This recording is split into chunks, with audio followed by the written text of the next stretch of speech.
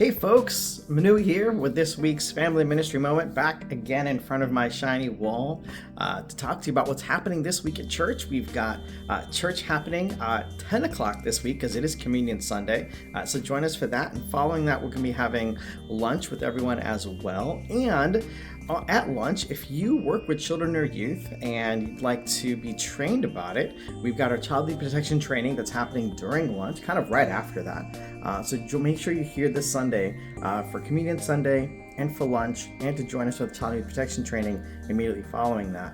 So we're going to get to do a whole bunch of stuff together.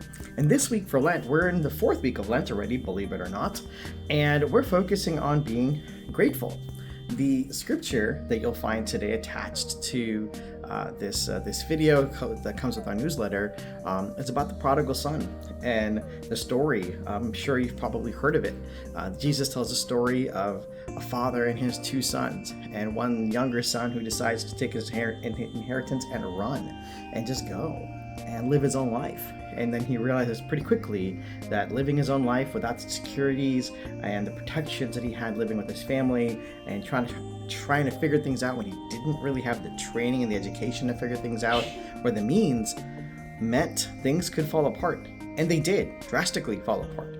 Then he goes back to his father, and the father accepts him with open arms and is excited to see him.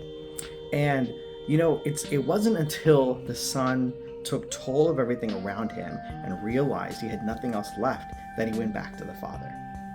Now, this week is about gratefulness. What does this have to do with gratefulness? Well, one, we're super grateful that the father accepted the son back just the way he was.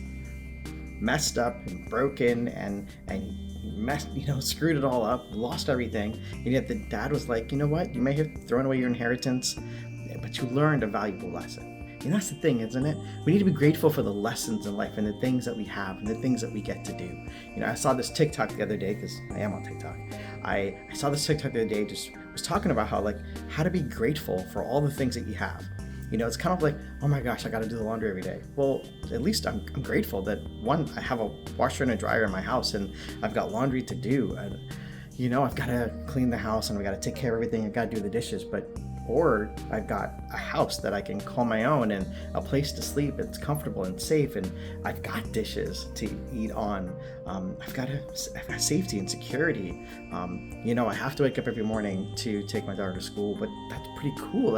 I'm grateful that I get to wake up every morning, wake my daughter up and take her to a school where she can learn everything she needs to know for free. I think that's pretty cool. And I think it's just a matter of twisting and changing the way we look at things, and even look at the things that could be obstacles and problems and turning them into something we can be truly grateful for.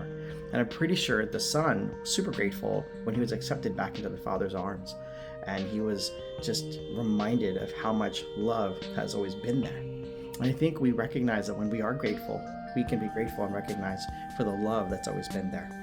Whether it's in our community at church, whether it's in our family, or within our faith. And I hope to see you this week for 10 o'clock for church, and then immediately following that with our lunch together and our child need protection training that's soon going to be after that. And if you're at youth, we'd love to see you at 4 o'clock for youth group.